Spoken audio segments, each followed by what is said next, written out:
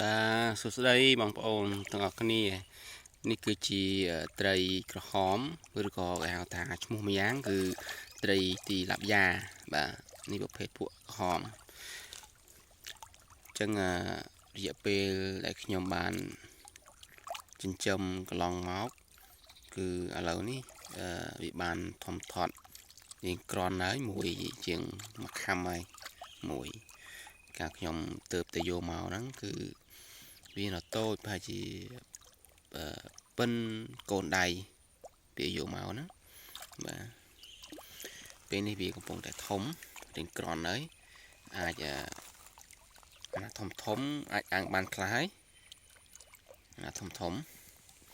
នេះប៉ុណ្ណឹងបងប្អូនជ្រងច្រាងទាំងអស់ដែលខ្ញុំបានដាក់ហ្នឹងគឺចំនួន500កូនគឺយកមកហ្នឹងងាប់អស់ប្រហែលជា2-3ឯងកាលនោះអស់2-3កូនងាប់2-3កូនដោយសារការស្ថិតវាត្រជាក់កាលហ្នឹងក្នុងអំឡុងខែ11ចុងខែ11ហ្នឹងអានឹងការស្ថិតវាត្រជាក់នៅខែ12ណាចូលខែ12ត្រជាក់អញ្ចឹងអាចធ្វើឲ្យត្រីរៀងត្រជាក់ទៅវាបាត់បង់អុកស៊ីសែនខ្លះវាអាចធ្វើឲ្យងាប់1-2បង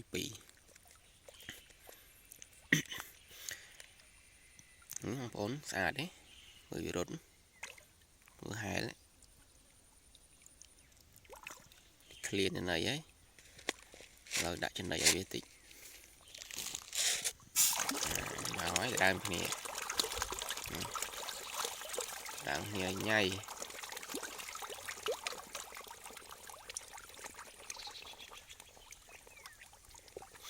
ចឹងត្រីនេះយើងអាច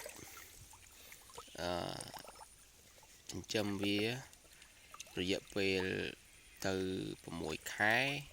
7ខែគឺវាធំធាត់ធំយ៉ាងនេះថែមទៀតចឹងយើងអាចបំពងឬក៏ដុតឬក៏ចំហុយតែពាក្យច្រើនគេចំហុយឆ្ងាញ់ពួកត្រីណាត្រីក្រហមចំហុយឆ្ងាញ់ជាតិយើងចំវាក្នុងរយៈពេលនៅពេលដែលវាទម្ងន់ប្រហែល7ខាំ7-8ខាំហ្នឹងវាសាច់វានឹងឆ្ងាញ់គ្រាន់ដល់នៅប៉ុណ្ណេះវានៅតូចសាច់វាអត់សូវឆ្ងាញ់ទេវានៅខ្ចីពេក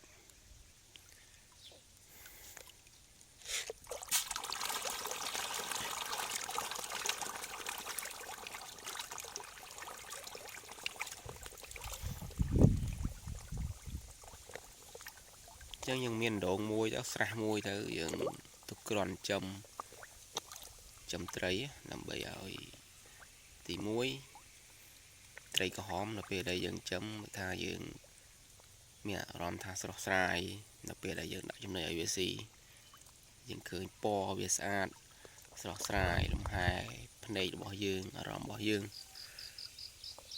ទី2នៅពេលដែលធំយើងអាចយកវាមកធ្វើម្ហូបបានគ្រាន់ដោះតល់ម្ហូបខ្លះ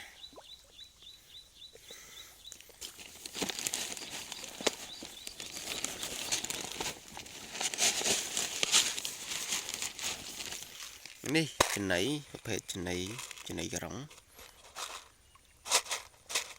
នេះ4លីតាមកពិតត្រីប៉ុណ្ណេះយើងអាចដាក់ឲ្យវាស៊ីទំហំ6លីទៅ7លីក៏បានដែរដោយសារខ្ញុំទៅទិញនៅខាងលក់ចំណីហ្នឹងគេអត់មានគេអស់សល់តែ4លីអញ្ចឹងទិញ4លីមកក្រុងដាក់ឲ្យគេស៊ី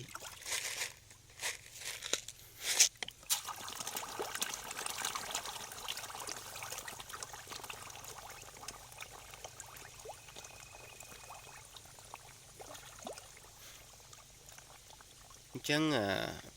ចំពោះការដាក់ចំណីត្រីគឺយើងដាក់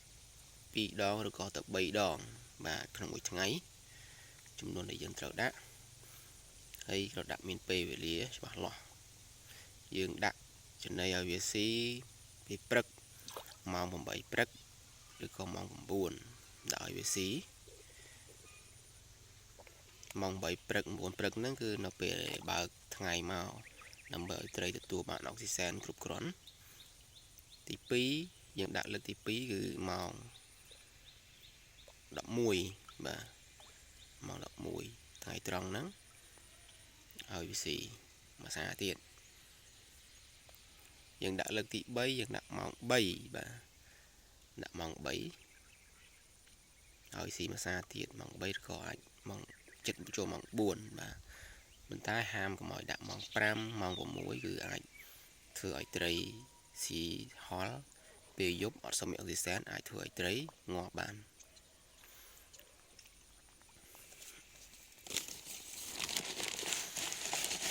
ចឹងការដាក់ចំណីត្រីនៅពេលដែលយើងដាក់គឺយើងមើល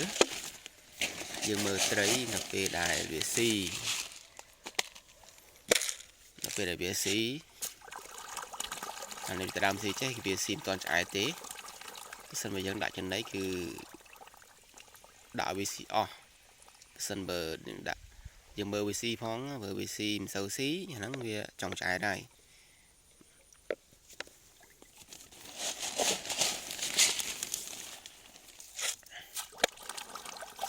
នេះស៊ីច្រើនដោយសារត្រីវាធំគ្រាន់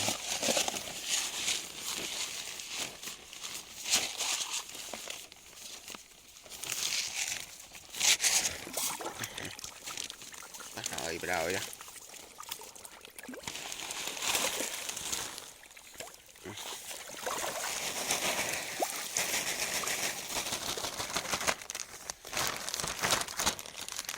ாய் thì chả đó